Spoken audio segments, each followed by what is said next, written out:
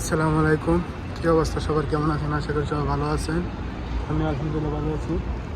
যারা মসজিদুন নবী রওজা মুবারক জিয়ারত করার উদ্দেশ্যে আসেন মদিনা, তাদের উদ্দেশ্যে আমি আজকে কিছু কথা বলবো।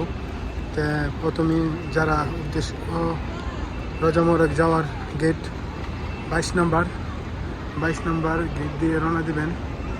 দেখা যাচ্ছে 22 নম্বর, 21 নম্বর, 20 নম্বর ওই গেটের দিক দিয়ে রওনা দেবেন। তারপর সিধা যাবেন।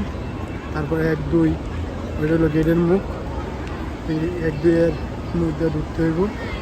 সবাই দেখবেন রওজা মুবারক, অনেকে জানে না যে কোন দিক দিয়ে গেলে ভালো হয়। রওজা মুবারক সালাম জানানোর পর, নবীজিকে সালাম জানানোর পর হাতের বাম দিকে থাকবে জান্নাতুল বাকি।